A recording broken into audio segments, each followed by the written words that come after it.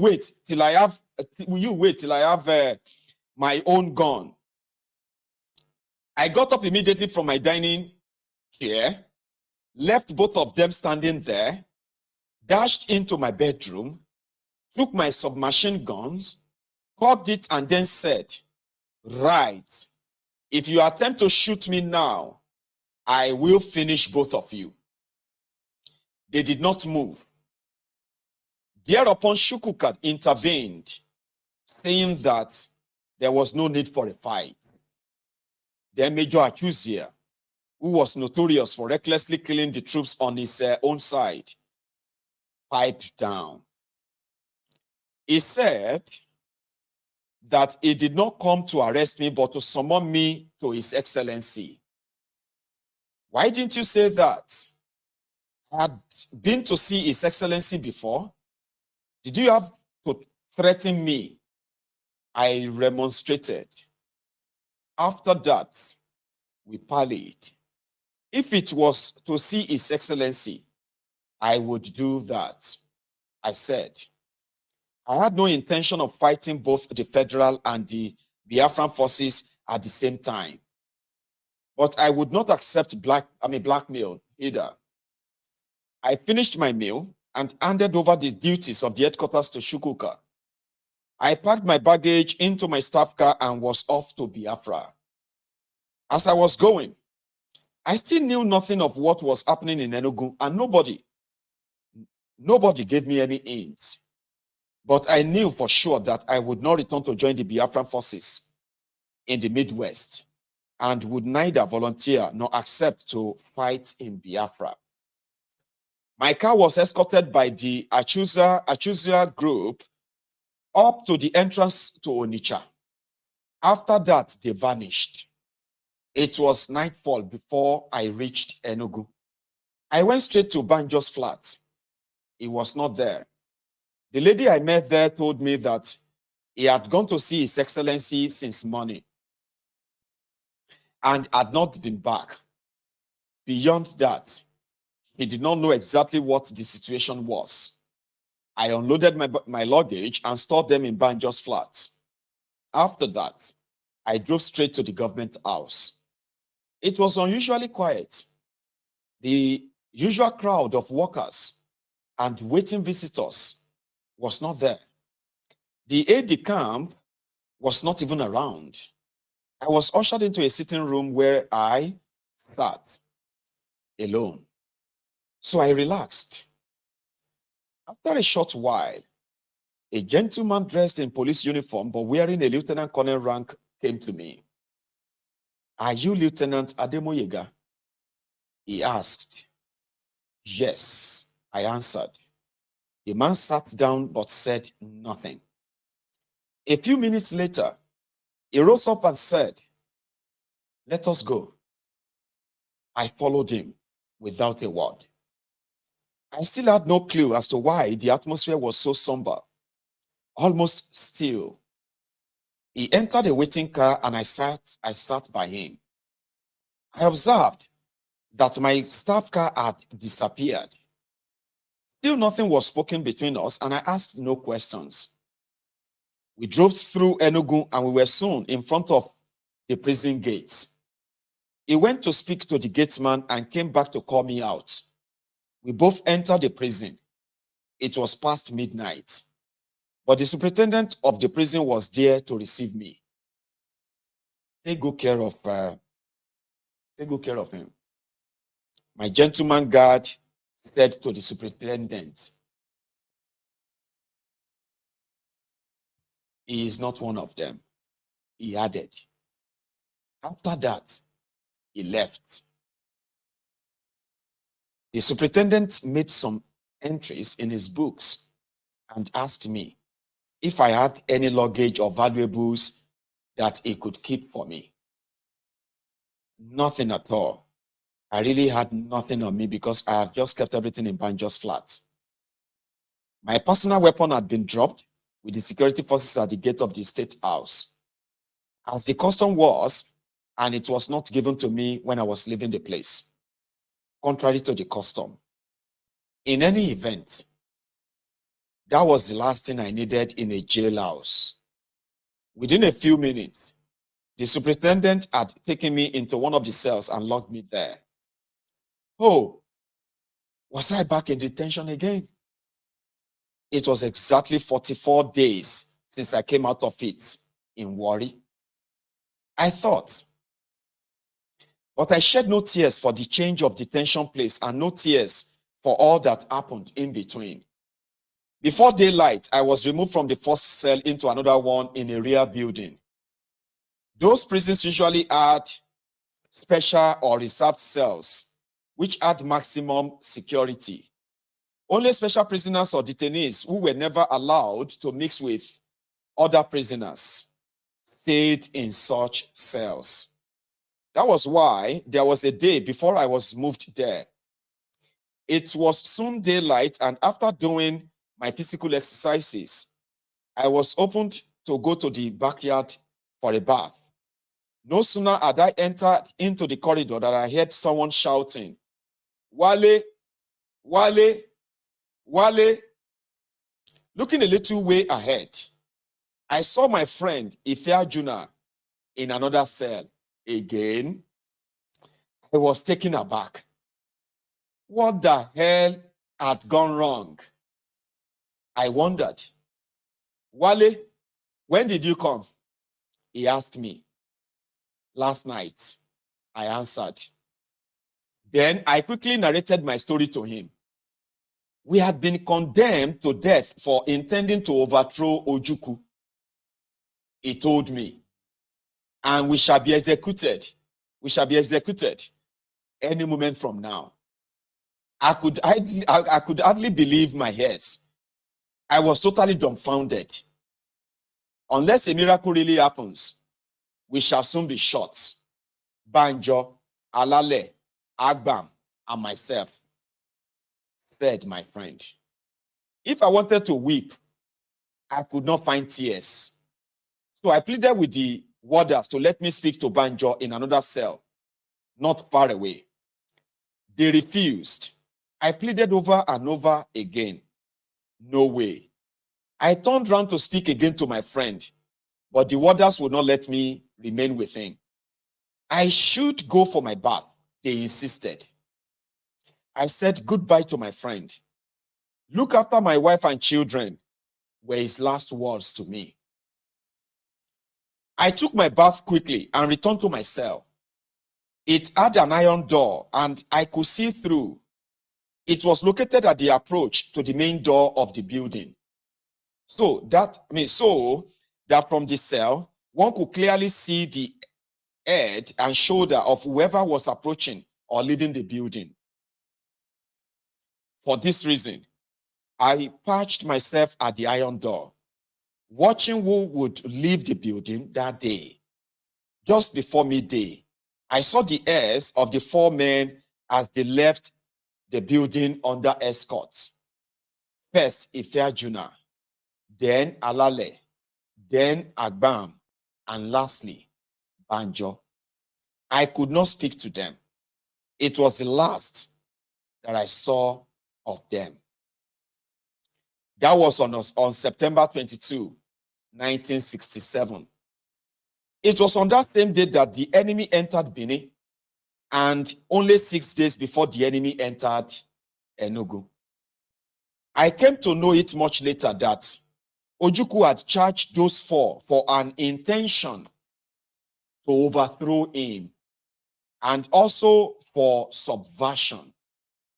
Mind you, for an intention to overthrow, but not for attempting to overthrow, because they had not actually attempted. But I understood that the actual excuses he gave to the general public was that Banjo had abandoned Benin. The enemy was yet 2 kilometers away.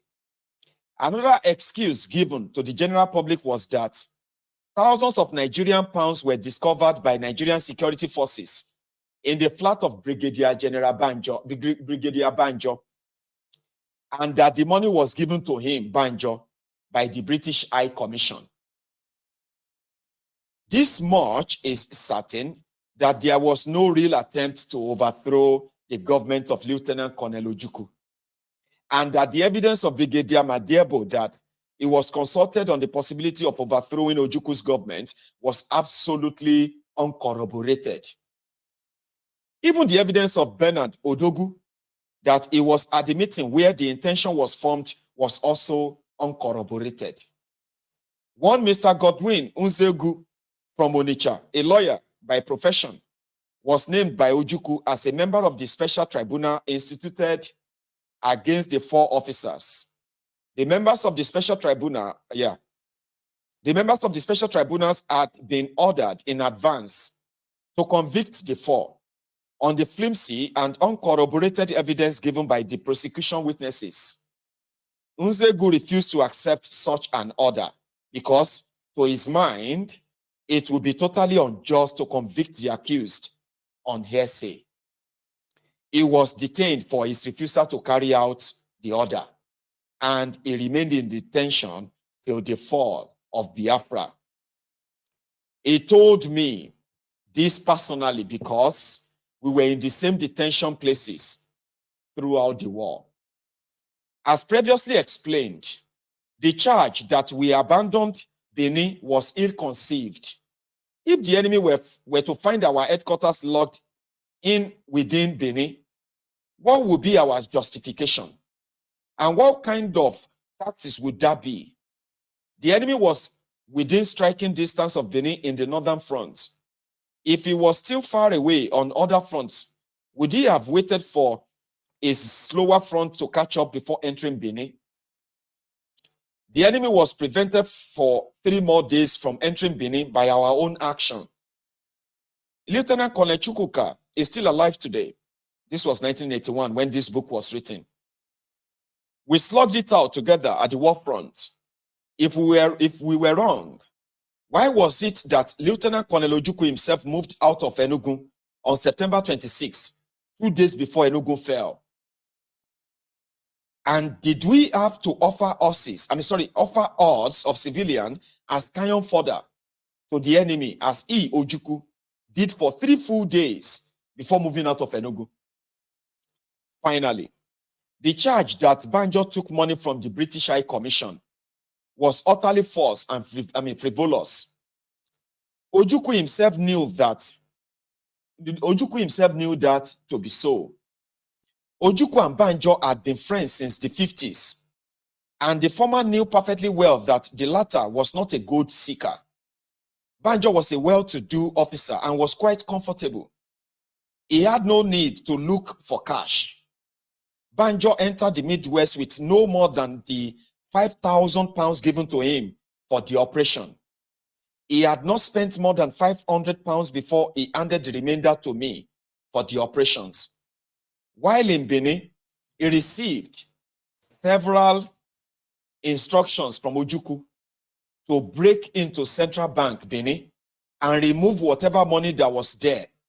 Banjo completely refused to do it, saying that it was not honorable. It was on the same principle that he refused to destroy the autonomy of the Midwest. Ojukwu did not cease to pester him about the need to break into the bank, but Banjo would not yield. He brought the instruction to my knowledge, and I supported his view that such an action was not honorable and should not be carried out. Later reports, however, indicated that the forces that entered into Benin after us did not treat the bank as a sacred institution, as we did. Nevertheless, Banjo was an honorable officer who had no need to, and certainly did not obtain blood money from the British Commission or from anybody else. The truth was that Ojukwu needed a scapegoat for his utter lack of preparation for the war and for his failure to find the means of supporting the soldiers in the field. If Banjo was responsible for the fall of Benin, was he also responsible for the fall of Enugu at the same time? No matter how he looked at it, and independent observer would see that from the beginning to the end, Ojukwu was tacitly sponsoring mob persecution and destruction of seasoned Biafran military officers on the first premise that they were responsible for many of the calamities that befell the people of Eastern Nigeria for 31 months from May 30, 1967. Surely history will not forgive him. John Good Justice, chapter 9, the last chapter of this book and the possible end of this reading. So it is called John Good Justice. I would initially take calls, but today we won't be taking calls. And because our time is far gone and far spent, I actually initially thought we could finish it in time, but the next 15 or so pages, let's see how many pages. It can take us like another half an hour.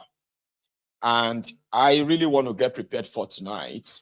So what we're going to do is this. We are going to continue tomorrow. So we'll conclude this tomorrow. And then we'll continue this too. A fatherless people. The secret story of how Nigerians missed the road to the promised land. So, gentlemen, brethren, I want to say thank you very much for watching this. And for those asking, indeed, it is live and it's almost coming to an end now. I will see a lot of us later this evening.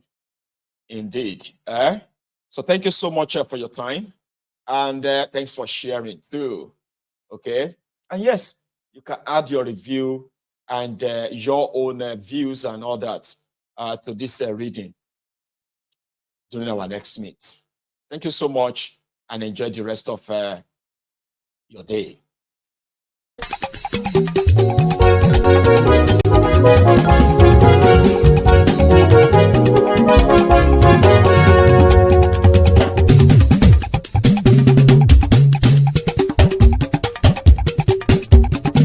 Maiyegun làwa mọ̀ làmọ̀ tó dòdòdò.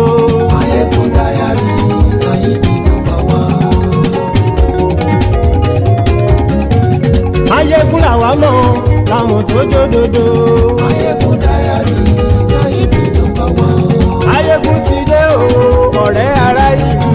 Maiyegun diary Nayibi #1. Lórí Facebook, lórí YouTube. Maiyegun diary Nayibi #1. Gbogbo bó ṣe ń lọ ni Maiyegun já wa sí. Maiyegun diary Nayibi #1. Àṣírí ọ̀jẹ̀lú kì í bò níbẹ̀ o. Maiyegun diary Nayibi #1. Bó bá ṣe eré àní Maiyegun máa wí. Maiyegun diary Nayibi #1. Ó sì tún ṣe eré wàá gbọ́ níbẹ̀ o. Maiyegun diary Nayibi #1.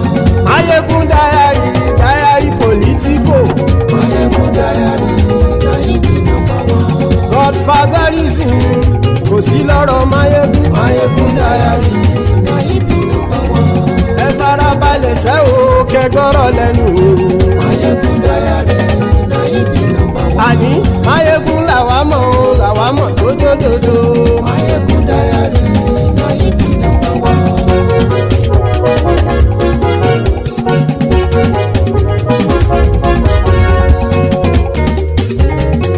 Àní ẹ̀sùn ràkì. Maiyegun ti dé. Maiyegun ti dé. Ọ̀jẹ̀lú ẹ̀sùn ràkì. Maiyegun ti dé. Àní ẹ̀sùn ràkì. Maiyegun ti dé. Lórí Facebook. Maiyegun ti dé. Àní ẹ̀sùn ràkì. Maiyegun ti dé. Lórí YouTube. Maiyegun ti dé. Àní ẹ̀sùn ràkì. Maiyegun ti dé. Bọ́ bàbá gbé wúrẹ́. Maiyegun máa wí. Àní ẹ̀sùn ràkì. Maiyegun ti dé. Ijó ìgbádìyẹ. Maiyegun máa wí. Àní ẹ̀sùn ràkì. Maiyegun ti dé. Presido bá rúfin o. Maiyegun máa wí. Àní ẹ̀sùn ràkì. Maiyegun ti dé. Bí gómìnà kówó jẹ. Maiyegun máa wí. Àní ẹ̀sùn ràkì. Maiyegun ti dé. Ọlọ́pàá tí ń gba rìbá. Maiyegun máa wí. Àní ẹ̀sùn ràkì. Maiyegun ti dé. Aṣòfin tí ń rúfin o. Maiyegun máa wí. àní ẹ̀sùn ràjò Maiyegun ti dé. òpùrọ́ olóṣèlú Maiyegun máa wí. àní ẹ̀sùn ràjò Maiyegun ti dé. ọ̀jẹ̀lú ẹ̀sùn ràkì Maiyegun ti dé. àní ẹ̀sùn ràkì. Maiyegun ti dé.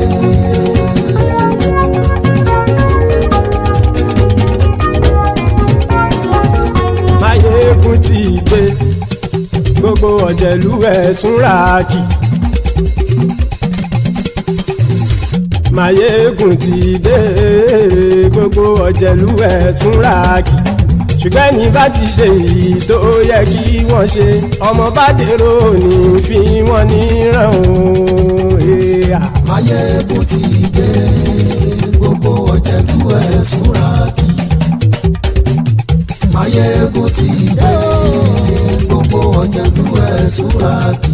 ṣùgbọ́n ní bá ti ṣe yìí tó yẹ kí wọ́n ṣe ọmọ bá dẹ́rọ̀ òní fi wọ́n níran. wọ́n fowó bẹ́ẹ̀ o Maiyegun ó sọ pé wọ́n ò bẹ́ẹ̀ wọ́n fowó bẹ́ẹ̀ Maiyegun ó sọ pé wọ́n ò bẹ́ẹ̀ oníkan ṣáàtì ṣe yìí tó yẹ kí wọ́n ṣe fáwọn ará ìlú tó gbé wọn débẹ̀ o àyè. Maiyegun ti dé gbogbo ọ̀jẹ̀lú ẹ̀sùn ràkì. Maiyegun ti dé gbogbo ọ̀jẹ̀lú ẹ̀sùn ràkì. ṣùgbọ́n ní bá ti ṣe yìí tó yẹ kí wọ́n ṣe ọmọ bá dẹ́rọ̀ òní fi wọ́n níran. ha kì máa yí ṣe eré ọ̀rọ̀ yìí kì í ṣe ẹ̀fẹ̀ kì máa yí ṣe eré ọ̀rọ̀ yìí kì í ṣe ẹ̀fẹ̀ ẹni bá ti lè lẹ́bọ̀ lẹ́rù o ọmọ bá dèrò kàṣàyè tú wọn síta. Maiyegun ti dé gbogbo ọ̀jẹ̀lú ẹ̀sùn ràkì. Maiyegun ti dé gbogbo ọ̀jẹ̀lú ẹ̀sùn ràkì. ṣùgbọ́n ní bá ti ṣe yìí tó yẹ kí wọ́n ṣe ọmọ bá dẹ́rọ̀ òní fi wọ́n níran. tẹnitẹni ọmọ Maiyegun ọ̀rẹ́ ara ìlú mọ̀mọ́ ni mo fọlọ́run ṣọ́ ẹ̀ bá kìlẹ́bù lóòótọ́ olódodo ìlú ọ̀tá ìlú mọ̀mọ́ ni ìwọ ṣá máa ń ṣọ́ra kò sì mọ́ bẹ̀rù bọ́tà ń lè rí bóníṣègùn lé káwọn mọ̀mọ́ fi ṣera wọn ni ó ti dẹrùn tí wọn ò gbọ́dọ̀ sì mọ́ bẹ̀. èèpo ọ̀bọ lọmọ bá dérò tàjẹ́ ò gbọ́dọ̀ jẹ́ ó ti jọba lórí àbínú ẹni kò sì mọ́ bùyà àìsíwọ́lu ní ẹnìkẹ́ ìgbódì ẹyin lábàrá o ó kó ẹni tó bá dán wò á kàmù. Maiyegun ti dé gbogbo ọ̀jẹ̀lú ẹ̀sùn ràkì. Maiyegun ti dé gbogbo ọ̀jẹ̀lú ẹ̀sùn ràkì o ẹni bá ti ṣe yìí tó yẹ kí wọ́n ṣe ọmọ bá dèrò òní